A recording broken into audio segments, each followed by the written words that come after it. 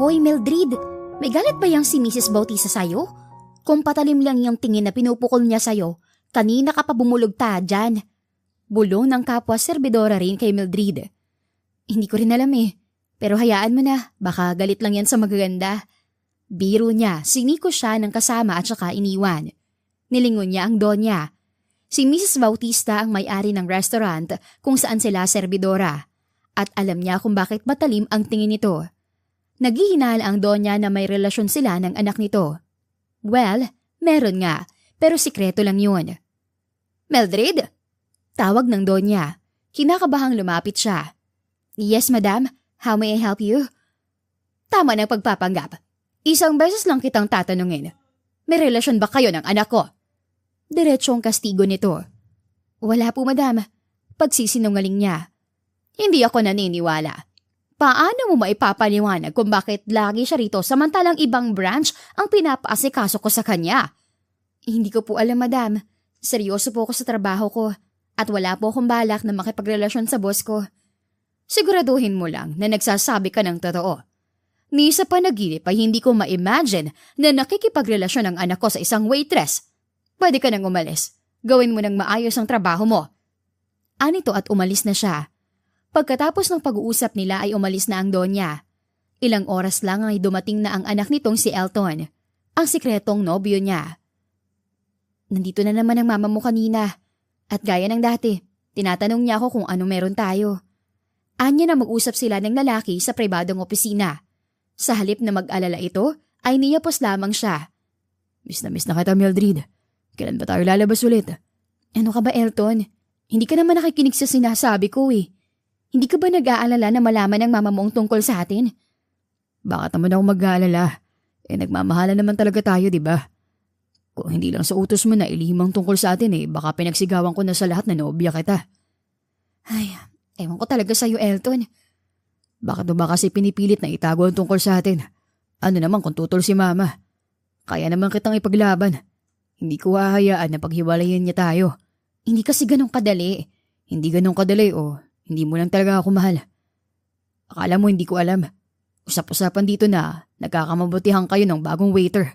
Ano, iiwan mo na ba ako, Mildred? Pagpapalit mo ba ako dun? Nakasimangot na anang nobyo niya. Ano? Ano bang sinasabi mo, Elton? Tinuturuan ko lang naman yun sa dapat niyang gawin dahil baguhan siya. Walang mali siya yun, no? Di ako naniniwala. Nalaglag ang panga ni Mildred. Patunayan mo muna sa akin na nagsasabi ka ng totoo. Patunayan mo na mahal mo talaga ako. Paano? Pakasalan mo ko. Nagulat si Mildred. Oh, hindi ka makakasagot. Bakit? Ano bang meron sa kanya na? Yun lang ba? Bakit? Kaya mo? Sus, sisiw naman yan. Tara, pakasal na tayo. Hamon niya sa lalaki. Hindi niya inakala na tototohanin ito. Mabilis pa sa 4:00 tinawagan nito ang pinsan at pumunta sila sa munisipyo kung saan mayor ang tiyuhin nito. Pagkalipas ng kalahating oras ay mag-asawa na sila. Madali ang kasal lang yon at walang ibang tao kundi ang pinsan ni Elton. Tama bang ginagawa natin, Elton? Alam mo namang ayaw na ayaw sa akin ng mama mo. Baka masyado tayong padalos-dalos tapos. Nag-aalalang wika ni Mildred. Kakalabas lang nila sa munisipyo kung saan sila nagpakasal. Si Elton ay malawak ang ngiti. Mildred, huwag mong alalahanin si mama. Ang importante kasal na tayo. Wala na siyang magagawa dun. Ang magagawa na lang niya ay tanggapin na nagmamahalan tayo. Huminga ng malalim si Mildred. Hindi kasi ganun kadali sa iniisip mo, Elton. Alam kong gagawa't-gagawa ng paraan ng mama mo para paghiwalayin tayo. At paano kapag nalaman niya? Hindi imposible yun dahil tsuhin mo o nagkasal sa atin. At pinsan mo pang witness. At sino naman nagsabi na itatago natin? Ngayon din ay sasama ka sa akin pa uwi at sasabihin natin kay mama ang tungkol sa atin. Ano? Gusto mo bang mag-alborotong mama mo? Alam mo nang ang init-init ng panahon. Maiinitin mo pa ang ulo ng mama mo. Tsak, sasabog yun sa galit kapag nalaman niyang ginawa mo. So, sinasabi mo bang itago natin ang tungkol sa atin, Mildred? Oo, Elton. At yun ang tamang gawin dahil nagpapadalos-dalos tayo. Hindi mo man lang kinonsultang mama mo. Di na kailangan gawin yun, Mildred. Hindi importante ang opinyon niya sa ating dalawa. Isa pa, hindi ko gusto na lantaran niyang pinapakitang disgusto sa'yo. Kahit nanay ko siya, ay hindi ko hahayaan na sirain niya tayo. Kaya kahit magwala pa siya ay wala akong pakialam. Basta asawa na kita ngayon. Nito at hinaplos ang mukha niya. Alam na alam talaga nito paano siya kunin. Alto naman eh. Palibhasa kasi alam na alam mo kung paano kukunin. Konting haplos lang, napapasunod mo na ako sa gusto mo. Kaya kahit alam kong mali ang pumayag sa padalos-dalos mong desisyon, sumunod ako. Mali talaga eh. Dapat hindi ko pinatulan ng paghahamon mo. Pagmamaktol niya na tinawanan ng lalaki. Ito naman talagang gusto natin, di ba? Mahal natin ang isa't isa at pangarap nating maikasal. Hindi ka ba masaya? Syempre masaya. Pero hindi tama na biglaan. Tapos hindi alam ng mama mo. Dapat talaga hinayaan na lang kitang magselos at hindi na pinatulan eh. Kahit naman hindi ka nagpakasal sa akin ngayon, hanap pa rin ako ng paraan para matali ka sa akin. Mali talaga eh. Kagagaling lang naman ng mama mo sa restaurant kanina. Itinanggi ko pa na may relasyon tayo. Tapos ngayon kasal na. Ako na talagang sinungaling ng taon, Elton. Mildred, walang mali sa ginawa natin. Tingin mo ba mangyayari to kung kinonsulta natin si mama? Gagawin niya lang ang lahat para paglayuin tayo. At ayoko mangyari yun. Hinawakan nito ang kamay niya. Mildred, ayokong sirain ang araw na to. Pwede bang huwag na muna nating isipin si mama? Enjoyin na lang natin ang unang araw bilang mag-asawa. Alam mo ba, excited na ako na lumipat ka sa kondo ko. May apartment naman ako at hindi pa tayo pwedeng magsama. Kapag nalaman ng mama mo, tsak sasabog yun sa galit. Panatilihin muna natin ang sekreto. Hahanap tayo ng tiyempo para sabihin sa mama mo. Hindi naman kasi pwede na sabihin nating mag-asawa na tayo. Dinidinay ko pa nga na may relasyon tayo, di ba? Huminga ng malalim ang lalaki na wala ang excitement sa mukha nito. Kala ko pa naman pwede na tayo magsama. Pero sige, ikaw naman ang masusunod ngayon eh.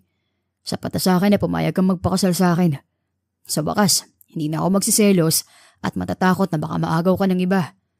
Loko ka. Kahit naman hindi tayo pakasal, hindi talaga ako maaagaw ng iba. Mahal na mahal kita eh. Kung ganun, pwede bang kidnapin muna kita ngayon? Date muna tayo bilang Mr. and Mrs. Bautista. Baka bumalik sa restaurant ang mama mo. Lagot ako kapag hinanap ako. Yaan mo yun. Bukas pang balik nun para tanungin ka ulit. At saka ngayon lang naman eh. Ako nang kakausap sa manager. Sige na, please. Napailing na lang si Mildred. Hindi talaga siya makatanggi kapag nagpapakyut na to. Mrs. Bautista. Paulit-ulit na binabanggit ni Elton habang hinahatid siya pabalik sa restaurant. Kakatapos lang nilang mag-date. Paulit-ulit ka naman. Hindi ka ba nauumay kakabanggit dyan? Kanina ka pa eh. Hindi talaga ako mauumay o magsasawa. Bagay na bagay kasi. Mrs. Mildred Bautista. O diba? Akin na akin. Walang makakaagaw. Oo na, sayong-sayo talaga yon. Walang aagaw. Kumakaasta ka naman parang pang Miss Universe ng beauty ko. At tingin mo ang daming aagaw. Tawa niya. Di mo kasi nakikita ko. Kapag nagpalit tayo ng mata, tsak mahuhulog ka ng sobra. At matatakot ka rin na baka maagaw ng iba. Oo na. Sige na. Dito na muna ako. Dito muna ako ibaba at baka may makakita sa ating magkasama. Isumbong pa sa mama mo. Bakit ba takot na takot ka kay mama? Andito ako. Kayang-kaya kitang ipaglaban. Tumigil ka nga. Ano ngayon kung kaya mo kong ipaglaban? Kung maaari, wag na sanang umabot sa ganun. Ayoko masira ang samahan niyo ng mama mo nang dahil sa akin. Sige na, mababa na ako. Wala bang I love you at goodbye kiss dyan? Napairap si Mildred pero ginawaran din ng halik ang lalaki. Bye, I love you. I love you more asawa ko. Anito at hinila ulit siya para halikan. Ilang minuto pa bago siya tuluyang nakalabas sa kotse. Nang makabalik sa restaurant ay kakaiba ang tingin ng ibang empleyado sa kanya. Bakit ganyan kayo makatingin? May ginawa ba ako? Saan ka galing? Bumalik kasi dito si Mrs. Bautista. Hinahanap ka. Nag-aalburuto yun kasi magkasama na naman daw kayo ni Sir Elton. Ha? Hindi ah. Galing ako sa kaibigan ko. Kahit basahin niyo pa ang text namin. At saka nakita niyo bang magkasama kami ni Sir? Hindi ko nga siya nakitang nagpunta rito eh. Hindi nakasagot ang kausap dahil hindi rin sila nakitang magkasama. Oo nga no. Hayaan na nga lang natin si Madam at gumagawa lang naman yun ng issue. Tama ka nga siguro. Galit siya sa magaganda. Natawa lang si Mildred at bumalik sa trabaho. Pero ang manager nila ay kakaiba ang tingin sa kanya. Binaliwala niya iyon dahil ang sabi ni Elton ay ito na ang kausap.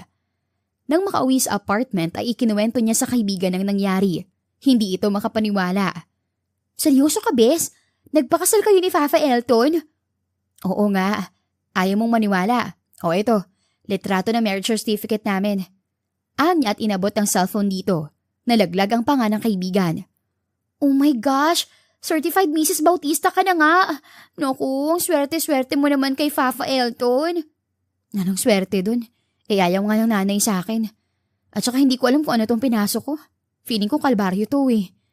Bes, tama ng negang pag-iisip. Hindi ka ba masaya? Mahal mo si Elton, di ba? Oo naman.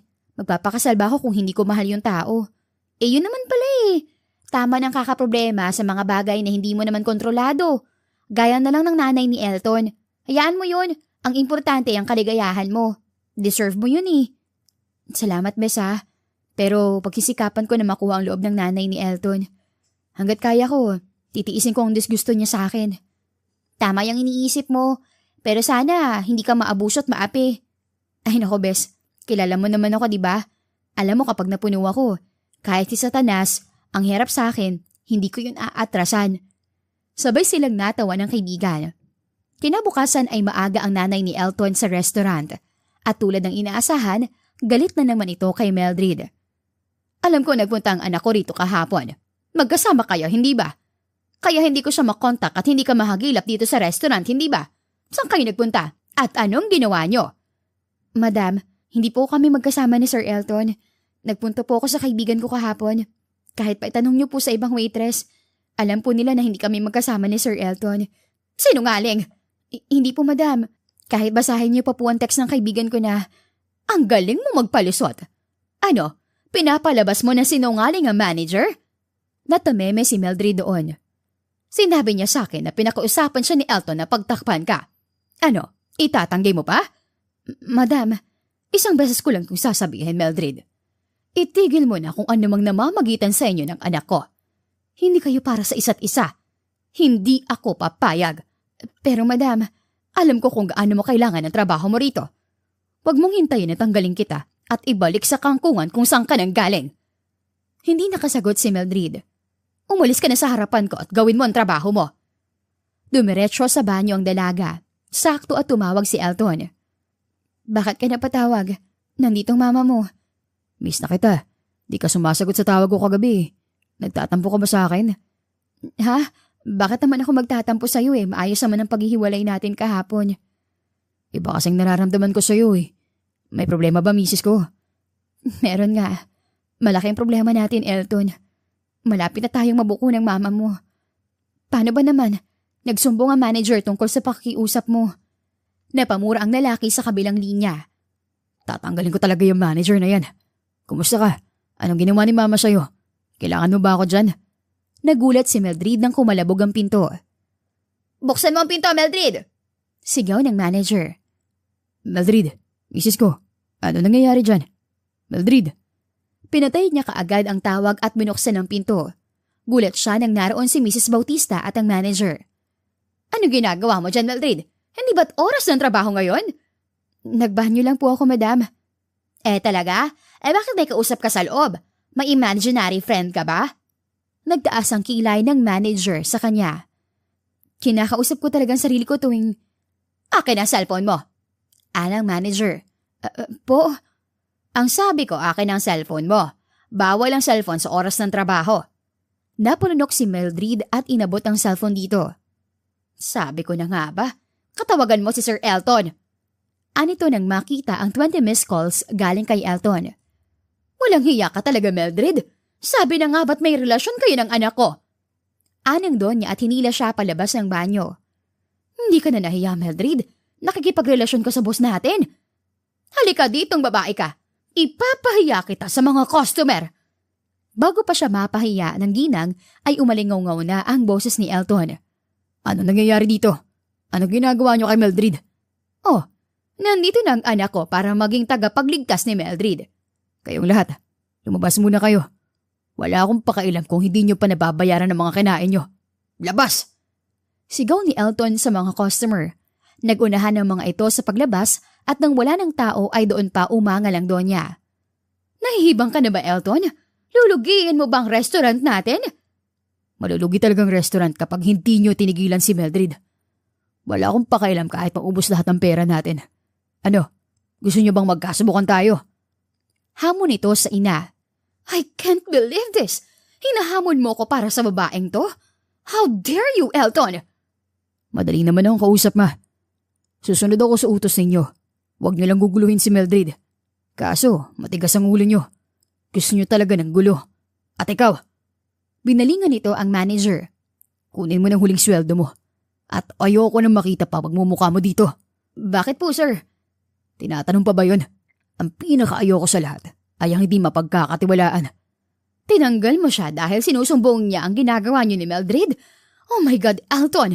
Ano bang nangyayari sa'yo? Pinoprotektuhan ko lang ang inosenteng empleyado, ma. Lahat na nakukuha mo sa babaeng yan ay hindi tama. At hindi ko gustong may sinungaling na empleyado dito sa restaurant. No, mananatili siya rito. Walang pwedeng magsisante sa kanya. Hindi ako papayag. Then, wala akong choice kundi ilipat sa ibang branch si Mildred. Elton, kastigo sana ni Mildred. Hindi pwede, Elton. Hindi ko alam kung bakit ginagawa mo mga bagay na to. Hindi ko alam kung anong pambibilog ang ginawa ni Mildred at ganyang ka na lang kung umasta. Tatanggalin mo ang matagal na nating empleyado para lang dyan? I don't know what to do with you, Elton. Anang Donya at nagmarcha palabas. Sumunod na rin ang manager. Elton. Ayos ka lang ba, misis ko? Sinaktan ka ba nila? Elton, sa ginawa mo, pinatunayan mo lang na may namamagitan sa atin. Mildred, ginawa ko yun dahil ayoko na inaapi ka nila. Hindi ko maatim na inaapi ka ng sarili kong ina. Kasamang alipores niya. Hindi ako nagpapaapi, Elton. Kaya ko namang ipaglaban ang sarili ko.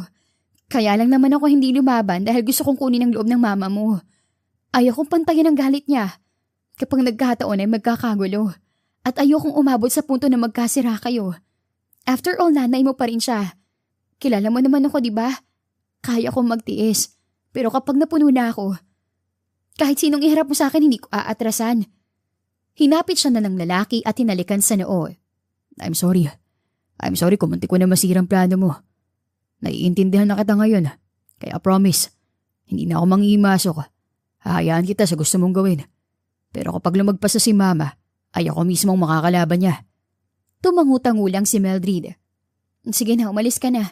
Kailangan ko pang habulin yung mga customer na pinalabas mo. Gago ka. Balak mo atang lugiin ang branch na to eh. Biro niya pero hindi natawa ang lalaki.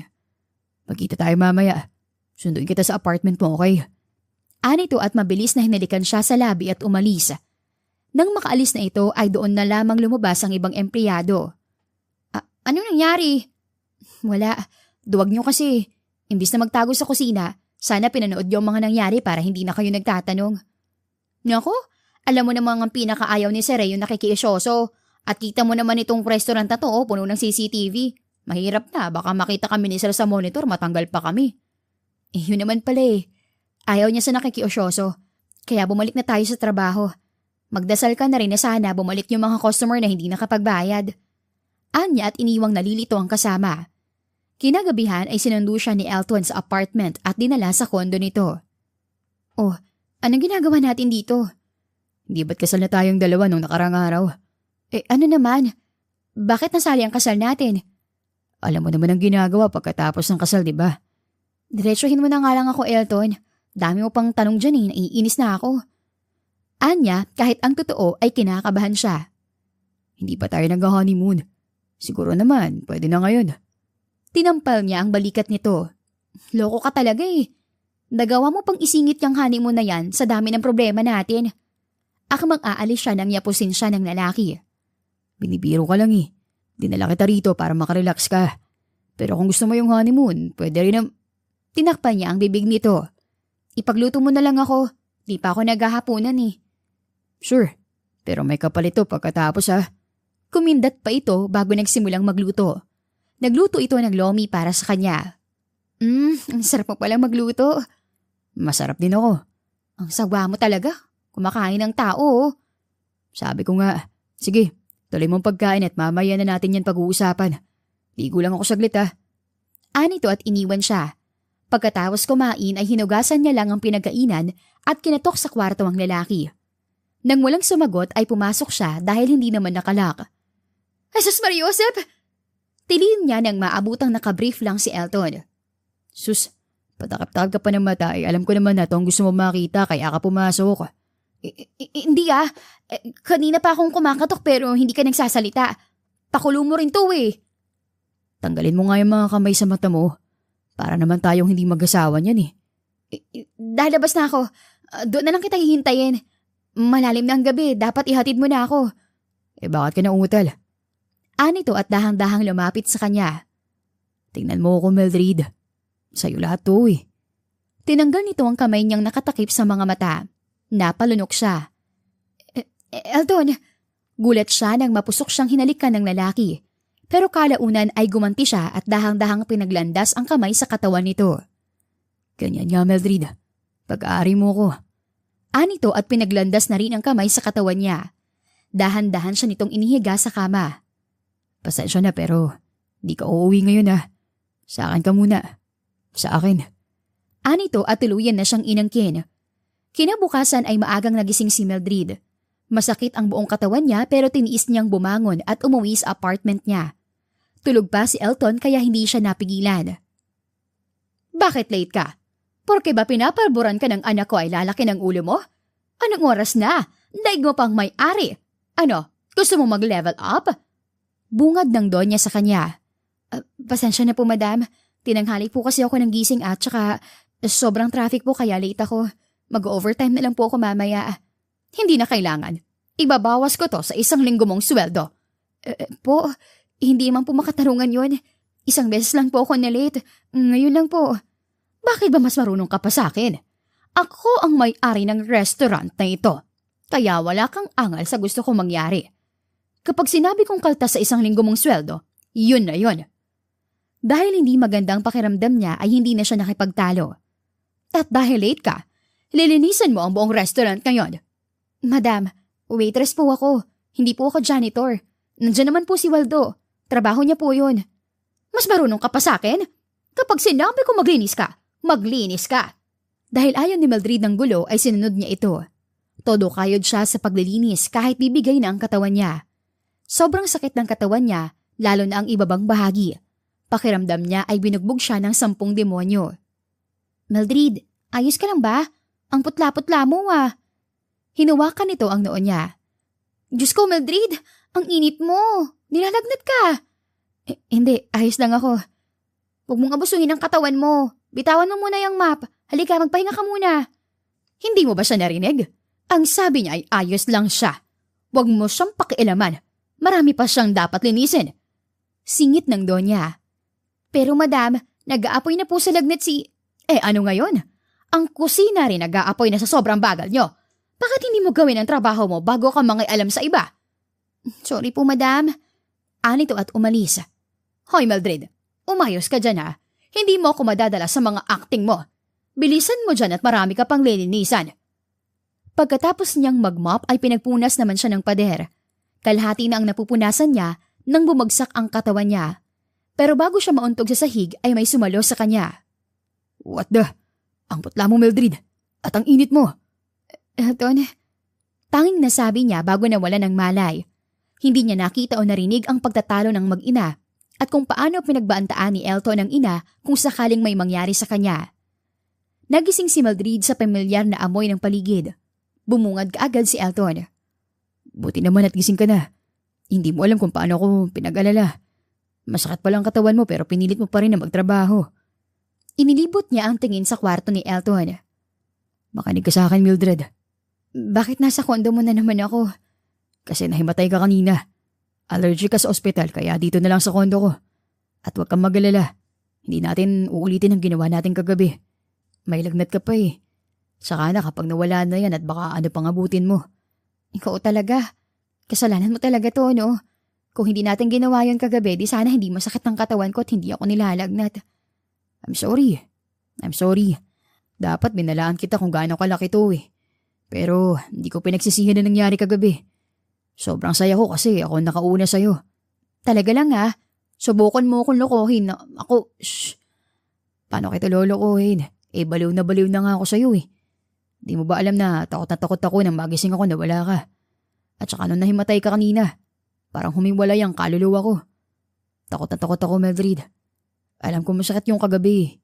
Pero hindi ko alam na nakakalagnat pala yun. Namula ang mukha ng babae. Loko ka. Wala nang susunod doon, no?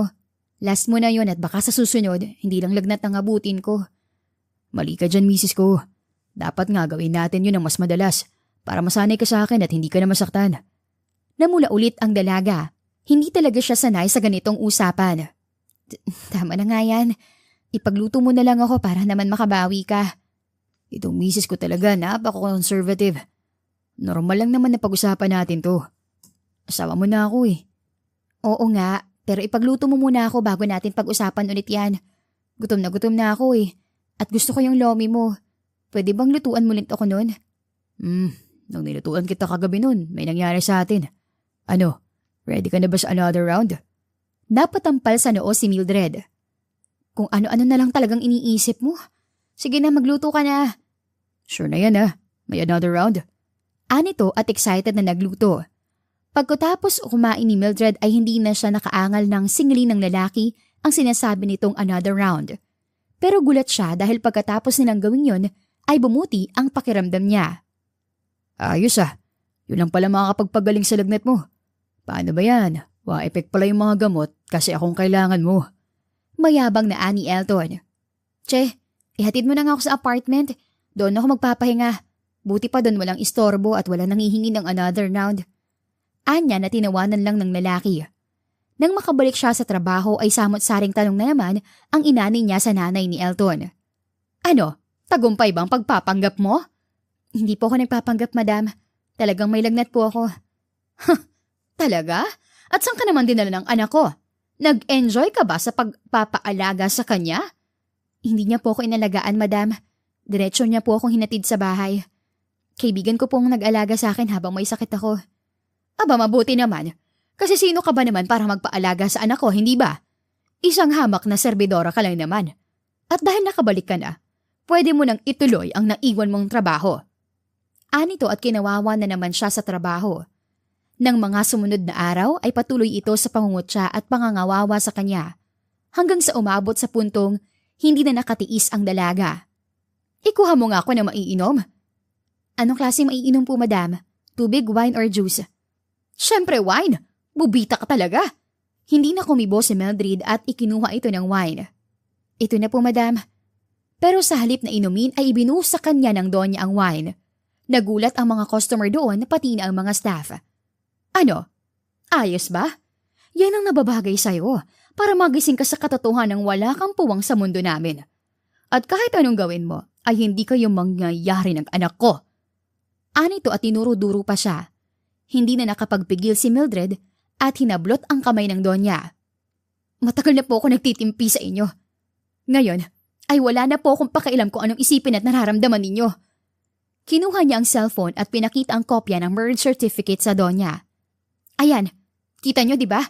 Kasal kami ni Elton. Kasal na kami ng anak ninyo. How dare you? Paanong? Hindi pwede to. Hinablot nito ang cellphone at binalibag. Kahit pabasagin niyo ang cellphone na yan, ay hindi niyo mababago ang katotohanan na kasal na kami ni Elton. Wala na kayong magagawa doon. Hindi ka kailanman magkakaroon ng puwang sa pamilya ko. Sinasabi ko sa'yo, gagawin kong impyerno ang buhay mo. Pagsisisihan mo na nagkaroon ka ng kaugnayan kay Elton. Gawin mo. Akala mo ba natatakot ako sa'yo? Tapos ng pagtitimpi ko sa inyo. Gawin mo ang gusto mong gawin pero ako, ipaglalaban ako ni Elton. Ipaglalaban namin ang isa't isa. Ganun ba? Anong magagawa niya kung tanggalin kita sa trabaho? Wala siyang magagawa dahil ako may hawak ng branch na ito. At simula ngayon ay ayoko na makita ang pagmumukha mo. Hindi ko rin ibibigay ang sweldo mo. Dahil bayad yon sa pambabastos at pamamahiya mo sa akin. Isaksak mo sa baga mo lahat ng pera. Wala na akong pakialam doon. At kahit hindi niyo ako tanggalin, ay kusa ako mag-resign. Mabuti naman, lumayas ka sa restaurant ko. Hindi mo ko kailangang itaboy dahil aalis talaga ako. Kinuha niya ang mga gamit at umalis. Ilang sandali nang makarating sa apartment ay dumating si Elton. Mahigpit siya nitong niyakap. Nabalitaan ko nangyari. Ayos ka lang ba? Sinaktan ka ba ni Mama? Saan na masakit sa'yo? Hindi niya naman ako pinisikal na sinaktan, Elton. Maliban sa pagbuhos ng wine sa akin wala na. Thank God at yun lang ang ginawa niya. Dahil hindi ko alam ang magagawa ko kung sakaling sinaktan ka niya. Pero tinanggal niya ako sa trabaho, Elton. Wala na akong trabaho. Hindi problema yun, Mildred. Tatanggapin kita sa branch na hinahawakan ko. Ikaw ang magiging katuwang ko doon at walang magagawa si Mama doon. Niyakap niya si Elton. Salamat, Elton ha. Pero gusto ko sana maging waitress lang. Kung anong trabaho ko sa kabila, ayun din sa lilipatan ko. Sigurado ka ba? Tumango siya. O sige, kung anong gusto mo, misis ko. Maraming salamat, Elton. Hindi ko alam ang gagawin ko kung wala ka. Itong palagi mong tatandaan ha. Nandito lang ako palagi. Hindi kita iiwan. At gagawin ko lahat para sa'yo. Kakalabanin ko lahat ang umaapi sa'yo. Kabilang na doon ang nanay ko. Hinalikan nito ang noo niya. At huwag mo nang paproblemahin ang tungkol sa trabaho. Ako na mag-aayos ng mga dokumento mo para doon ka na sa branch ko. Pagkatapos ng maayos ang mga dokumento niya ay doon na nga siya pinagtrabaho ni Elton sa hinahawakan nitong branch. Pero nang mabalitaan yun ng Donya ay sumugod ito. Bad timing dahil wala si Elton para ipagtanggol siya. Walang hiya ka talaga? Akala mo hindi ko malalaman na tinanggap ka ni Elton dito? Ang lakasin ng loob mo na lumipat pa dito. Ako rin ang may-ari nito. Diyan po kayo nagkakamali. Ang asawa ko po ang may hawak ng branch na ito. At wala kayong magagawa sa gusto niyang gawin. Walang hiya ka? Wag na wag mong tatawaging asawa ang anak ko sa harapan ko. Nananayo ang balahibo ko sa'yo. Problema niyo na ho yan. Pero paalala ko lang ho sa inyo na masanay ka dahil asawa ko na si Elton. At yun na ang maririnig mo sa akin mula ngayon. Hindi mo alam ang pinasok mo. Humanda ka sa gagawin ko, Mildred. Makikilala mo kung sinong hinahamon mo. Gawin niyo po, madam. Hindi po ako natatakot sa mga banta. Gawin niyo po at nang magkasubukan tayo. Nag-aalburutong umalis ang Donya doon. Mildred, sinugod ka raw ni Mama dito. Totoo ba yun? Tanong ni Elton nang makabalik ito. Oo, pero wala naman siyang ginawa. Hindi niya ako sinaktan. Pinagsalitaan niya lang ako ng masama gaya ng dati. Hindi pwede yun. Dapat kausapin ko na talaga si Mama. Huwag mo na siyang alalahanin, Elton. Ako nang bahala sa kanya. Kaya ko namang ipagtanggol ang sarili ko eh. At mabuti nang kami ang magsubukan para makita niyang hindi ko siya basta-basta susukuan. Mildred, alam mo naman na hindi ko kayang makita na inaapi ka. Lalo na ng sarili kong ina. Huwag kang mag-alala, Elton. Hindi naman ako nagpapaapi. At mas mabuti na kami ang magkakagulo. Hayaan mong makita ng mama mo na hindi niya ako basta-bastang mapapasuko. Kapag nakita niyang hindi ako natatablan ng mga pang-aalipusta niya sa akin, titigil din yun. At malay mo, yun na rin ang araw na matatanggap niya ako para sa'yo. Hahayaan kita dahil may tiwala ako sa kakayahan mo. Hindi dahil may tiwala ako sa nanay ko, Mildred. Kapag sumobra na siya, ay hindi mo ako mapipigilang makasali. Tumangulang siya. Kinagabihan ng ihatid siya ni Elton, ay gulat siya nang makita ang mga gamit sa labas ng apartment. Anong ibig sabihin nito? Hindi ko rin alam, bes eh. Gulat nga ako kanina nang pinalalabas ni Aling Tonya ang mga gamit mo. Di ba nakabayad ka naman? Oo, teka, kakausapin ko si Aling Tonya. Anya at pinuntahan ito sa bahay na kalapit lang nila. Ano pong ibig sabihin nito, Aling Tonya? Nakabayad naman ako ah. Pasensya ka na, Mildred. May gusto kasing kumuha ng kwarto mo at masamak na malaki ang ibabayad niya kaysa sayo. Ibabalik ko na lang ang ibinayad mo sa buwan na to. Aling Tonya, hindi naman po pwede yun. Ako pong nauna sa kwarto. At agad hindi ako umaalis at nakakabayad naman po ako, ay hindi niyo po ako pwedeng basta-basta na lang paalisin. Pasensya ka na, Mildred. Ako ang may-ari at pwede kong gawin ang gusto ko lalo na't mas malaki ang makukuha kong pera sa bagong kukuha ng kwarto. Sana maintindihan mo na negosyo ito at doon ako sa malaki ang kikitain ko. Aling Tonya naman eh. Bakit biglaan po yata? Hindi niyo man lang ako sinabihan para nakahanap ako ng ibang lilipatan. Saan ako matutulog ngayong gabi? Hindi ko na problema yan, Mildred. Dapat nga may nakareserba kang uupahan para hindi ka magipit kung sakali. Pasensya ka na ha. Biglaan kasi ang offer kanina. Hindi ako nakatanggi dahil triple rin yon sa binabayad mo. Sino po bang kumuha ng kwarto ko? Pwede niyo po bang ilaraman ng itsura? Anya dahil may kutob siyang mama ni Elton ang may kagagawa noon. Mayaman eh. May edad na yon tsaka sopistikada. Tama nga ang kutob niya. Sige po, salamat na lang po, Aling Tonya. Pero sana naman huwag kayong masilaw sa salapi. May usapan tayo eh. Pero naibigay niyo ng kwarto ko. Ano pa bang magagawa ko? Anya at bumalik na sa apartment. Bakit daw, bes? Ano raw ang dahilan? Bakit andito ang mga gamit mo? May kumuha raw ng kwarto ko. Tumingin siya kay Elton. Umigting ang panga nito nang mahulaan kung sino. Tayo na sa kondo ko, Mildred. Pumasok ka na sa kotse. Ako nang bahala rito sa mga gamit mo. Paano ba yan, Bes? Hindi na tayo magkakasama. Wala na akong magagawa dahil naibigay na sa iba ang kwarto ko. Basta, mag-iingat ka na lang dito ha. Palagi mong ikandado ang pinto lalo na't maraming tambay na umiinom dyan sa kabila. Baka mapasukan ka ng lasing. Bilin niya sa kaibigan.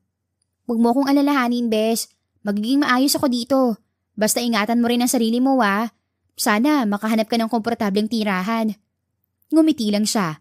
Pagkatapos magpaalam sa kaibigan ay tumuloy na sila sa kondo ni Elton. Si Mama may kakagawan nun, di ba? Tumango siya. Hindi na to pwede, Mildred. Pati apartment mo ay hindi niya pinalampas. Pupuntahan ko na talaga siya at kakausapin. Ipagpabukas mo na yan, Elton. Pagod ako at gusto ko na magpahinga. Ayoko namang maiwang mag-isa dito sa kondo mo.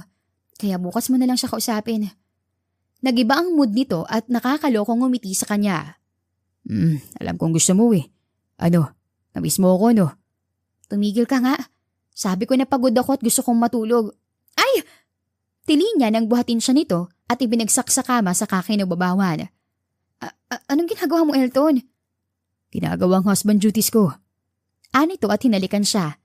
Hindi na nagreklamo si Mildred dahil gusto niya rin ang pagromansa nito sa katawan niya.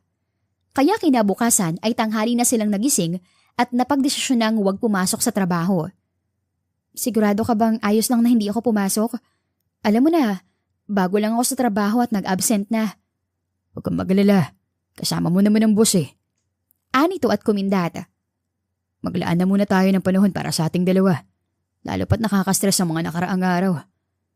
Ginugol nila ang buong araw para mag-bonding at kung ano-ano pa. Ini-off pa nila ang kanya-kanyang cellphone para walang istorbo. Kaya hindi nakita ni Elton ang bumabahang tawag mula sa ina. Walang hiya ka talagang babae ka? Wala ka talagang magandang idinulot sa anak ko. Dinadamay mo pa siya sa katamaran mo. Nag-uusok ang ilong na anang Donya. Maaga ito sa restaurant para awayin siya. Ma, subukan mo saktan si Mildred at kakalimutan ko talaga na nanay kita. How dare you? How dare you para pagsalitaan ako ng ganyan? Ako nagpalaki sa'yo. Inaruga kita't lahat-lahat tapos ipagpapalit mo lang ako sa basahan na yan. Ma, isang salita mo pa kay Mildred. Kakalad ka rin talaga kita palabas ng restaurant. Kung may kahihiyan ka pa, ay itigil mo na tong ginagawa mo. Sige. Pero gusto kong sabihin na kaya ako tawag ng tawag kahapon ay dahil nandito si Katie sa Pilipinas. Natigilan ang lalaki. Kung gusto mo siyang makita ay pumunta ka sa bahay. Anito at iniwan sila. Si Elton ay tahimik pa rin. Elton, ayos ka lang ba? Sino yung Katie na sinasabi niya? Wala yun. Just a family friend. Gusto mo bang puntahan? Ayos lang ba sa'yo? Oo naman. Family friend yun, di ba? At saka kahapon ka pa pala hinahanap. Puntahan mo na at nang makausap kayo. Sa tingin ko, matagal na kayong hindi nakikita nun. Matagal na nga. Sige, hasaglit lang ako sa bahay. Hintayin mo ko at sabay na tayo umuwi mamaya. I love you. Hinalikan siya sa labi at umalis. Ang akala ni Mildred ay sasaglit lang si Elton. Pero inabot na ng pagsasara ng restaurant at hindi pa rin ito bumabalik. Mildred, wala pa ba si Sir Elton? Sumubay ka na lang sa amin. Ikaw na lang ang maiiwan dito. Ayan ang kasama niya. Hindi na, hihintayin ko na lang si Elton. Sigurado ko na pupunta yon. Ganun ba? Sige, ingat ka ha. Kapag nangawit ang paa mo, kakatayo dyan pwede mo namang buksan ng restaurant at sa loob na maghintay. Yun nga lang, mahihirapan kang magsara ng ikaw lang. Ano ba, ayos lang ako dito. At saka para namang hindi ako sanay ng nakatayo araw-araw ko yung ginagawa. Natawa lang ang kasama. Pagkatapos ay nagpaalam ng aalis. Mahigit 1 oras pa siyang naghintay kay Elton, pero hindi ito dumating. Sinubukan niya ring tawagin pero hindi ito makontak. Kaya naman umuwi na lang siya. Nadibago pa siya nang makarating sa kondo. Sobrang tahimik at siya lang mag-isa. Nang tawagin niya ulit si Elton at hindi pa rin makontak ay natulog na lang siya. Naalimpungatan na lang siya nang may kumatok ng madaling araw. Sino? Nagulat siya nang makita ang isang magandang babae. Inaalalayan nito si Elton na bagsak sa kalasingan. Hi, I'm Katie. Can I come in? Lasing na kasi itong si Elton Hindi na kaya ang sarili niya. Ako na bahala sa kanya. No, akong kasama niya at ako naghatid dito. Might as well ako na rin ang maghatid sa kanya sa kama. Alam ko magugustuhan niya yon. Kumunot ang noo niya sa babae. Ako ang asawa niya. Wala akong pakailam kung magkasama kayo sa inuman. Pinag-drive mo siya papunta rito at kung ano pa. Hindi kami basta-basta nagpapapasok dito sa kondo. Namin. Akin ang asawa ko at bibihisan ko pa siya bago matulog. Kilala ko ni Elton. Hindi kita kilala. May karapatan ako sa kondo kasi ako ang asawa. Huwag ka na makipagtalo sa akin at umuwi ka na lang. Kaya ko namang alagaan ang asawa ko. Pinaubaya sa kanya ng babae si Elton. Bye, sweetie. Anito at hinalikan ang labi ni Elton. Nagulad si Mildred doon. Ang bastos mo Wala ka bang modo? Kita mo nandito ang asawa tapos sahalikan mo siya? Nasaan bang utak mo? Oh, I'm sorry. Palagi naman namin ginagawa yun nun eh. Close kami and we don't mind kissing. Ganun ba? Teka, hintayin mo ako dito Mabilis na pinasok niya sa loob si Elton at nagdurog ng sili bago balikan ng babae. Ano nga yung sinasabi mo kanina? About what? Tungkol dun sa kiss. Yes. Normal lang sa amin ni Elton na maghalikan. Mabilis sa sinungalngal niya ito ng durog na sili. Oh my God! Napasigaw pa ito. Yan, bagay yan sa makating katulad mo. Wag na wag mong gagawin ulit yun sa asawa ko. Magkaibang samahan nyo noon at ngayon. Matuto kang lumugar, lalo pat nasa harap mo ang asawa. Wag kang bastos. How dare you? How dare you? Pagsisisihan mo to. Tita will know about this. Ang anghang! Anito at tumakbo palayo. Nagpapuyo sa galit si Mildred habang nililinisan ang katawan ni Elton.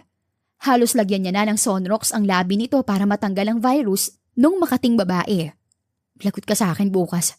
Pagbabayaran mo ang pang-i-injan mo sa akin ngayong gabi at pagsama sa haliparot na babaeng yun. Bulong niya kay Elton. Kinabukasan ay sinimulan niya kaagad ang umaga nang hindi kinikibo si Elton. Good morning, Mrs. Ko. Nagulat ito nang umiwas siya sa halik. Ano problema, Mrs. Ko? Mabaho bang hininga ko? I'm sorry. Masakit kasing labi ko Di ako makapag-toothbrush ng maayos. May alam ka mang gamot sa mahapding labi, Mrs. Ko? Hindi pa rin ito sinasagot. Paano hindi hapdi yan labi mo, ikulang na lang tabasin ko yan sa pandadiri. Anang utak niya. Mrs. Ko, I'm sorry kagabi. I'm sorry kung hindi kita nasundo. Nag-aya kasi si Mama na kumain sa labas. Di ako nakatanggi dahil nandun si Katie. Yung family friend namin na kakauwi lang dito sa Pinas. Alam mo ang tungkol dun, di ba? Oo, alam ko nga. Pero ang hindi ko alam ay iba na palang kahulugan ng sasaglit lang. Inaabot na pala ng umaga ang saglit ngayon. At saka hindi ko rin alam ng tungkol sa pag-iinom niya at ang nakasanayan yung paghahalikan ni Katie. Hindi mo yun sinabi Halatang nagulat ang lalaki.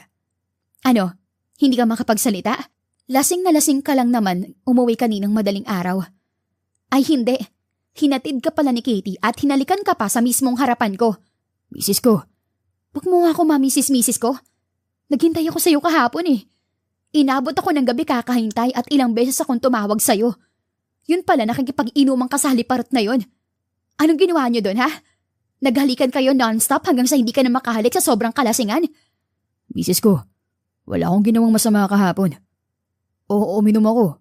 Pero hanggang inom lang. Patawarin mo ako, Mrs. Ko.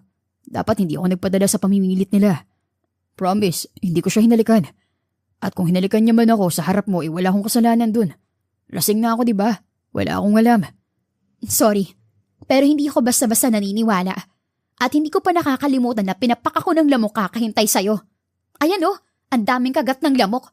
Nangawit pang mga binti ko habang nagpapakasaya ka habang kasama si Katie. At hindi mo lang tumawag o nag-text? Anong klaseng asawa ka, ha? Natulala si Elton sa tanong niya. I'm sorry, Mrs. Ko. I'm sorry, lobat ang cellphone ko. At wala ni isang gusto magpahiram sa akin para matawagan o matext ka. Bala ko naman talagang bumalik kagad Hindi ko sinasadya na indyanin ka. Nalasing lang talaga ako at nakakalimutan ng... Ayun! Nakalimutan mo ako. Nakalimutan mo ako dahil may kasama kang iba. Ano? Ang bilis kong kalimutan, di ba? Yun naman pala Eh di magkalimutan na lang tayo. Anya at lumabas ng kondo para pumasok sa trabaho. Mrs. Ko. Wag mo akong susundan. Magsa-taxi na lang ako papuntang restaurant kaysa makisabay sa'yo. Ayusin mo na lang ang sarili mo dyan at baka ayain ka na naman ni Katie sa inuman. Pagkarating sa restaurant ay inabalan niya ang sarili sa trabaho para mawala ang sama ng loob. Misis ko, patawarin mo na ako. Pangako, hindi ko na ulitin yun. Hindi na yun mauulit kailanman. I'm sorry, misis ko. Mildred ang pangalan ko. Yun ang itawag mo sa akin. At saka itabi mo nga yung bulaklak mo. Dagdag lilinisin lang yan kapag natanggal ang mga petals eh. Komento niya sa bulaklak na dala nito para sa kanya. Mrs. Mildred nga sabi. Mildred, sorry na. Promise, hindi ko na inuulitin. At kung gusto mo, tatabasin ko na lang tong labi ko para hindi ko na maalala ang halik ni Katie kagabi. Bakit hindi mo gawin? Hamon niya. Mrs. naman di hindi na kita mahalikan yan. Kita mo na? Hanggang salita ka lang. Paano ko maniniwalang hindi mo na uulitin yun? Mabilis mo nga binali ang sinabi mo ngayon lang. Iba naman kasi yun. Gusto mo ba ng asawang walang labi? Iba na lang ay paggawa mo sa akin, misis ko. Sabihin mo, ano ba bang kailangan kong gawin para patawarin mo ko? Umalis ka sa harapan ko. Hayaan mo ako mag-isip. Anya, kahit labag sa loob ay sinunod niyo ng lalaki. Mildred, may LQ ba kayo ni sir? Kanina pa mainit ang ulo nun eh. Parang bugnot na bugnot siya at hindi makapakali. Ayun, saan kaya yun pupunta? Puna nang umalis si Elton. Hayaan mo yun. Nalasing kasi kagabi at baka may hangover pa siguro. Bali walang anya. Inabot ulit ng pagsasara ng restaurant at hindi pa bumabalik si Elton. Pero walang kaso yun kay Mildred at nagtaxi pa uwi. Gulat siya nang maabutang puro rosas ang kondo. I'm so sorry, Mildred. Alam kong hindi sapat ang mga rosas na to para makabawi sa kasalanan ko kagabi. Pero sana naman pagbigyan mo na ako. Alam kong naging pabaya ako at kinalimutan ang dapat kong unahin. Patawarin mo na ako. Pangako, hindi ko na ulitin yun. Ani Elton habang nakaluhod sa harap niya. Tumayo ka na dyan. Hindi ako tatayo rito hanggat di mo ko pinapatawad. Tumayo ka na at ipagluto mo ko ng lomi. Baka kapag nabusog ako, mapapatawad na kita. Mabilis pas 4:00 tumayo ito at pumunta sa kusina. Ano, ayos ba? Nabusog ka ba sa lomi? Oo. Paano ba yan? Adi napatawad mo na ako. Bati na ulit tayo. Tumango siya. Mabilis na niyakap siya ni Elton at pinupog ng halik. Sobrang namiss kita, misis ko. Hindi mo alam na hindi ako mapakali habang mag-aaway tayo. Huwag ka na ulit magagalit sa akin ah. Hindi ko talaga kaya na hindi tayo magkabati. Basta umayos ka lang. Maliit na kasalanan lang yun pero nahirapan kang kunin ang loob ko. Wag na wag mong susubukang gumawa ng malaking kasalanan at hiwalayan talagang bagsak natin. Shh! Huwag natin pag-usapan yan, misis ko. Ngayon ay babawi muna ako sa'yo. Anito at sinimulang romansahin siya. May lomi ka, misis ko. Natawa si Mildred pero nagpatuloy pa rin si Elton sa ginagawa. Kinabukasan ay maagang sumugod ang ina ni Elton sa kondo nila. Ikaw na babae ka? Anong ginawa mo kay Katie? Hindi mo ba alam na namamaga ang labi niya? Kanilang siya nakatawag dahil hindi niya kaya makipag-usap kahapon sa sobrang maga ng labi niya. Anong ginawa mo? Ma, dadaan sa pagsasalita sa asawa ko. Huwag mo siyang sisigawan. At bakit ba siyang pinagbibintangan mo sa nangyari kay Katie? Hindi naman sila magkasama. Hindi mo alam ang ginawa ng asawa mo, Elton. Kaya wag kang makisali sa usapan. Ano? Sumagot ka, Mildred. Anong ginawa mo kay Katie? Tinuruan ko lang siya ng leksyon. Kung hindi ba naman siya malandi, ay hindi niya aabutin ng ganun. At ang over naman ng pamamaga ng labi, benting sili lang naman yung nilagay ko sa labi niya. Durog pa yun hindi buo. Kahit si Elton ay nagulat sa sinabi niya. Walang hiya ka talaga? Benteng sili? Hindi mo ba alam kung gaano kasensitibo si Katie? Galing Amerika ang babaeng yun. Walang hiya ka talaga. Bakit ba akong sinusugod mo? May karapatan akong gawin yon sa kanya bilang asawa. Pasalamat nga siya at ganun lang ang inabot niya pagkatapos niyang halikan si Elton sa harapan ko. How dare you, Mildred? How dare you? Kapag hindi gumaling ang labi ni Katie, ay mananagot ka talaga sa akin. Makikita mong hinahanap mo, Mildred. Makikita mo. Anito at umalis. Ayos ka lang ba, misis ko? Ayos? Aba, syempre naman. Ang totoo, masaya nga ako Sa sobrang saya ko, gusto ko magpa-sili party. Misis ko, bilib ako sa ginawa mo. Pero bakit benting sili lang? Bakit hindi mo ginawang 100? Natatawang ani Elton. Baka umapoy ng labi niya Kawawa naman. Pero kapag inulit niya pa yon, Hindi lang benteng sili ang matitikman niya. Pati kama ako, lalagapak sa nguso niya. Pero seryoso, pinakain mo talaga siya ng benteng sili. Oo, nag-effort pa ako sa pagdurog nun bago ilagay sa bibig niya habang nagsasalita siya. Oh my God, Mildred. Ang bilis mo naman. Hindi na talaga ako gagawa ng kasalanan at baka mahigit pa nun ang makuha ko. Aba, dapat lang. Dapat ka talagang matakot sa akin dahil hindi ako basta-basta nagpapatalo. Gaganti at gaganti talaga ako. Matapang na anya. Ngumiti lang si Elton at niyakap siya. Nang sumunod na araw ay kasama ng nanay ni Elton si Katie na sumugod sa restaurant. Elton, nagulat si Mildred nang bigla na lang halikan ni Katie si Elton at niyapos. Butit nang kita ulit tayo. Kailangan mong malaman ang ginawa ng babaeng yan. See? Tingnan mong labi ko. Medyo namamaga pa rin. Halos umusok na ang ilong ni Mildred sa nakikita, lalo pat walang reaksyon si Elton. Ang mabuti pa, mag-usap muna kayo doon. Huwag mo nang alalahanin na nangyari sa labi mo, Katie dear. Anang Donya at tinulak palayo si Elton kasama si Katie. Kita mo yon? Bagay sila, hindi ba? Mas bagay kami ng asawa ko. Oh, ganun ba? Eh nasan siya ngayon? Hindi ba't iniwang kanya para kay Katie? Sinong mas bagay ngayon? At sinong mas matimbang sa asawa mo? Hindi nga siya kumibo nang halikan at yapusin siya ni Katie sa harap mo. Ano, mag-asawa ba talaga kayo? Nainsulto si Mildred sa tanong na yun. Hindi basihan yun. May rason kung bakit hindi na nag-react si Elton. Ayaw niya lang mapahiya si Katie. Kasi mahal niya pa rin. Natigilan si Mildred. Anong ibig niyo sabihin? Oh, ang kawawang Mildred. Hindi mo ba alam? Alam mo nga, Len, na dating magkasintahan ng dalawang yan. Muntik na nga mauwi sa kasal kung hindi lang tumanggi si Katie dahil hindi pa to handa. Pabaliktad na kwento ng Donya. Hulog na hulog ang anak ko dyan Matagal nga bago siya naka-move on. At pakiramdam ko ay hindi pa rin siya nakaka-move on hanggang ngayon. Nakakita mo rin sa kilos niya, hindi ba? Hindi nga siya makahindi kay Katie kasi nga, mahal niya yon. Hindi totoo yan. Mas mahal ako ng asawa ko. Kaya niya lang sinasabayan si Katie ay dahil ngayon niya lang nakita ulit. Sige, kumbinsihin mo ang sarili mo na walang kahulugan na nakakita mo. Babae ka, Mildred. Alam ko na nakikita mo ang nakikita ko. Ano, masakit ba? At sa oras na mapagkasunduan nilang magbalikan, saan ka pupulutin? Anong mangyayari sa'yo? Hindi nakakibo si Mildred. Nasaan ang tapang mo ngayon? Nandito pa rin naman. Iniisip ko lang kung paano ko iiwan si Elton kapag nagkataon. Kilala ko kasi siya. Alam kong hindi siya mabubuhay nang wala ako. Kawawa naman siya kapag naghiwalay kami. Umasim ang mukha ng Donya. Kung ano-ano na lang ang sinasabi mo para itago na sasaktan ka. Aminin mo na lang sa sarili mo ang totoo, Mildred. Hindi ka nababagay sa anak ko. Hindi kayo magtatagal. Anito at iniwan siya. Nakita niyang inaya nito ang dalawa na umalis. Nang tumingin si Elton sa kanya, ay pumunta siya sa kusina. Mrs. ko, bakit ka nandito?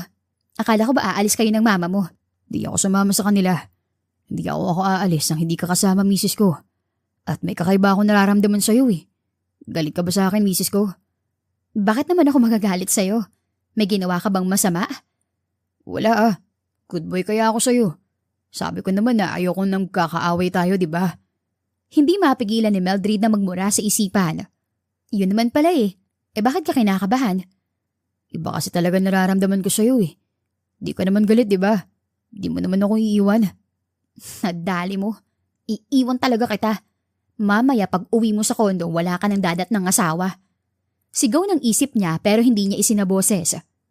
Kung ano-ano na lang talagang naiisip mo. Sige na, sumama ka na. Elton? Tawag ni Katie na sumunod sa lalaki. Elton, let's go. Kanina pa kami naghihintay na tita sa'yo. Napatingin si Elton sa kanya na para bang ayaw nitong umalis. Sige na, Elton. Pagkakataon na rin to para makapag-bonding kayo. At saka wag mo akong alalahanin. Ayos lang ako. At may dadaanan pala ako mamaya kaya wag na tayong magsabay pag-uwi. Mrs. ko. Sige na, Elton. Hindi talaga ako galit. Ayos ako. Tingnan mo ang lapad ng ngiti ko. Alam ko namang mahal mo ko at hindi ka gagawa ng bagay na ikakasira natin Elton, let's go. Bakit ba pinapakinggan mo pang babaeng yan? Shut up. Magkasabay na sigaw nila ni Elton. Okay. Sa labas na lang kami maghihintay ni tita. Bilisan mo, Elton, at tumatakbo ang oras, ha? Anito at iniwan sila. Umalis ka na kasi, Elton. Ginagalit mo ko eh. Ano, gusto mo bang magalit ako? Hindi, syempre misis ko. Ayoko magalit ka sa akin eh. Eh di umalis ka na. Pinapainit mo talagang ulo ko eh. Di ka nakikinig. Natawa ang lalaki. Ito na, alis na. Anito at hinalikan siya. Babalik ko dito, sabay tayong uuwi. Huwag kang magreklamo dahil sinusunod kong gusto mo ngayon. Anito at umalis. Ilang minuto lang ay umalis din si Mildred at umuwi sa kondo para mag-impake. Iiwan niya si Elton. Wala siyang oras para sa mga taong hindi makamove on at may connection ba sa ex. Samantala, hindi mapakali si Elton habang kumakain kasama ang ina at si Katie. Iba kasi ang pakiramdam niya. Mabilis na tumayo siya. Oh, Elton, saan ka pupunta? Uwi na ako. Kailangan puntahan ng asawa ko. No, ang mabuti pa, kumain ka na lang dyan at huwag mong sayangin ang oras sa babaeng yon. At sigurado kung wala ka nang aabutan. Anong ibig sabihin mo, ma? Ano bang pinag-uusapan niyo kanina ni Mildred? At bakit pakiramdam ko, iiwan niya ako? Wala naman masyado. Sinabi ko lang ang tungkol sa inyo ni Katie. Sinabi ko nakasal na sana kayo ngayon kung hindi lang tumanggi si Katie at hindi ka pa nakaka-move on kaya ka nandito. Malakas na hinampas ni Elton ang lamesa. That's bullshit, ma. Kung ano-ano na lang talaga sinasabi niyo para masira kami ng asawa ko. Nandito lang naman ako dahil guilty ako sa ginawang pamamahiya kay Katie dati nang tanggihan ko siya. Binaligtad mo lahat sa asawa ko, ma. Ginagawa ko lang ang makakabuti para sa'yo. Makakabuti. Ikaw yung nakakasama sa akin, ma eh. At kinunsyabang mo talaga tong si Katie para matuloy ang plano niyo. Sinabi ko na to noon at sasabihin ko ulit ngayon. Hindi ako papakasal sa babaeng yan. At kung sakaling iwan ako ni Mildred, ay mananagot kayo sa akin. Magkakasiraan talaga tayong lahat. Anya at galit na iniwan ang mga ito. Oh my God, tita, anong ginawa mo? Anong ginawa ko? Baka natin, kasali ka sa planong ito, Katie. No, pinilit mo lang naman ako. At pumayag ka dahil patay na patay ka pa rin naman sa anak ko. Kaya bakit akong sinisisi mo? Dahil kasalanan mo naman talaga. Walang hiya ka? Buti na lang at hindi ka nagustuhan ng anak ko. Ang pinaka-ayaw ko sa lahat ay yung balimbing. Pwe, ayaw na kita maging manugang. At mas ayaw kita maging biyanan. Sa'yo na yung anak mo. Magkasiraan kayo kung gusto nyo. Basta ako, hahanap na lang ko ng ibang mayaman. Ayoko sa biyanan na nangungulubot na ang balat sa stress. Walang hiya ka talaga. Anila at nagkasabunutan. Samantala, palabas na ng kondo si Mildred dala ang mga gamit nang dumating si Elton. Misis ko, anong ginagawa mo? Baka dala mo yung mga gamit mo. Hindi ba halata? Iiwan na kita. Maghihiwalay na tayo. Ano? Hindi pwede, Mildred. Hindi tayo maghihiwalay. Please, mag-usap muna tayo. Ayusin natin to. Wala na tayong dapat ayusin, Elton. Maghiwalay na tayo. Doon din naman to pupunta, di ba? Isa sa mga araw nito ay mapapagkasunduan niyo ni Katie na magkabalikan. Kaya mas mabuting tapusin na natin ngayon para hindi na lumalim ang sugat. Mildred, ano bang magbabalikan na sinasabi mo? Wala kaming relasyon at kailanman hindi kami nagkaroon ng relasyon. Sinungaling ka talaga eh. Anong wala? Sinabi ng mama mo sa akin lahat. Sinabi niya ang tungkol sa nakaraan ninyo at hindi ka makamove on kay Katie. Hindi totoo yun, Mildred. Nagsisinungaling si mama para masira tayo. Nagsinungaling? Paano siya magsisinungaling? Klarong-klaro naman sa galaw mo. Nung una pa lang iba ng pakiramdam ko sa inyo ni Katie. At ginatungan mo pa kanina nang hindi ka nag-react sa paghalik at pagyapos niya sa'yo. Nagulat lang ako, Mildred. Hindi ko nagustuhan ang ginawa niya, pero hindi ko siya pwedeng ipahiya. Hanggat maaari gusto kong bumawi sa pamamahiya sa kanya noon. Pero mali pala. Dahil habang bumabawi ako sa kanya, nasisira naman tayo. Patawarin mo ako, Mildred. Walang katotohanan ang sinasabi ni mama sa'yo. Ang totoo ako ang tumanggi kay Katie. Sobrang kahihiyan ang natamo niya noon kaya nag-iwi siya. At ngayong nagbalik siya, gusto niya lang humingi ng tawad at bumawi sa kanya. Natahimik si Mildred. Nagsasabi ka ba ng totoo? Hindi ako kailanman nagsisinungaling sa'yo. At hindi ko sasayangin ang oras ko para paikutin ka kung totoo nga ang sinasabi ni mama sa'yo. Totoo lahat ng sinabi ko. At sinasabi ko lahat ng to dahil ayoko mawala ka sa akin. Hindi ako papayag na iiwan mo ako, Mildred. Hindi ko kaya dahil mahal na mahal kita. Anito at niyakap siya. Paano ba yan eh? Handa na akong iwan ka. Nakapag-impake na ako at mahirap nang ibalik sa lalagyan ng mga yan. Huwag mo akong umpisan sa ganyan, Mildred. Kung ayaw mong ibalik ang mga yan, pwede naman nating itapon o sunugin o bumili na lang bago. Manoko ka talaga eh. Mas mabuti pang ituloy ko na lang ang pag-alis para hindi naman nakakahiya na nag-impake na ako at lahat-lahat. Tapos babalik din naman pala ako sa kondo. Yan ang hindi mo pwedeng gawin. Nakatali ka na sa akin at bala ko pang doblehin ang tali mo. Dahil papakasal na tayo sa simbahan. Hindi nga. Talaga? Papakasalan mo ako sa simbahan? Sa harap ng maraming tao? Excited na Anya. Pangarap niya talaga yun. Oo naman. Kung gusto mo, imbitahan natin ang buong Pilipinas para masaksihan nila ang pag-iisang dibdib natin. Over ka naman. Pero paano yan? Ayaw naman ng mama mo sa akin eh. Kaya mo mong magpakasal nang wala ang mama mo? Oo naman. Walang kaso sa akin yun. Kung hindi ka niya matanggap, wala na tayong magagawa. Huwag lang siya manggugulo. Dahil kakalimutan ko talaga na nanay ko siya. Hindi kawalan sa akin kung wala siya sa kasal ko. Nasa kanya na yun. Ang akin lang sumipot ka. Yun lang ang importante at wala nang iba. Kinurot niya ang ilong nito. Sweet-sweet mo talaga. Pero susubukan pa rin natin kausapin ng mama mo ha. At kung ayaw niya talaga wala na tayong magagawa. Nagpakasal na nga tayo ng tito at pinsan mo lang ang kasama eh. Tawa niya. Hinapit siya ng lalaki at binuhat. Papakasal tayo. Pero unahin muna natin ang honeymoon ngayon. Nanggigigil ako sa iyo eh. Natawa na lang si Mildred. Kinabukasan na inanunsyo nila sa restaurant ang tungkol sa pagpapakasal nila. Mula ngayon, hindi na magtatrabaho si Mildred bilang waitress dito. Magiging isa na siya sa mga boss ninyo dahil magpapakasal na kami. Ulit. Ani Elton at naghiyawan ang mga empleyado. Makaka-attenda rin kami ng kasal nyo. Ayos ka, boss. Sa wakas, di na kayo patagong maglalambingan. Woo! Nice one, Ma'am Mildred. Natigil ang hiyawan nang pumasok ang ina ni Elton sa eksena. As usual, nakataas na naman ang kilay nito. Well. Ikakasal na pala kayo. Ma, kung nandito kayo para manggulo. Shh, hayaan mo ko, Elton. Gusto ko lang sabihin na ayaw ko naman talaga kay Mildred. Hindi dahil sa masama siyang tao, kung hindi dahil malayo ang agwat ng pamumuhay namin. Isang hamak na serbidora lamang siya habang kami ay may-ari ng restaurant. Ma, tumigil ka na. Pero minsan, nagkakamali talaga tayo ng mga desisyon.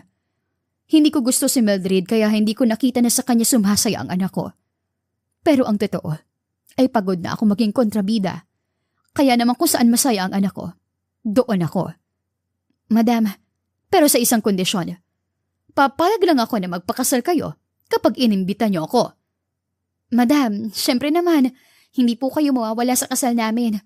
Kayo po ang ina ni Elton at hindi ko po ipagkakait sa inyo ang pinakamahalagang araw na yon. Nagulat siya nang yakapin siya nito. I'm sorry, Mildred. I'm sorry sa mga nagawa ko. Alam ko magiging masaya ang anak ko sa piling mo. Kaya ipinauubaya ko na siya sa'yo.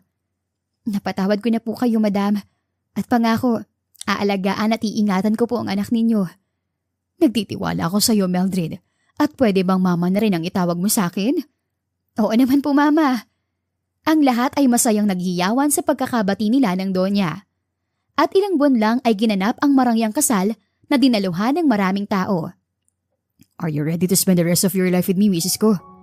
Tanong ni Elton habang nagsasayaw sila. More than ready, asawa ko. Anya at hinalikan ng asawa. Kasabay ng hiyawan ng mga bisita ay ang pagputok ng fireworks na may nakasulat na Sealed to Forever, Mr. and Mrs. Bautista. The end.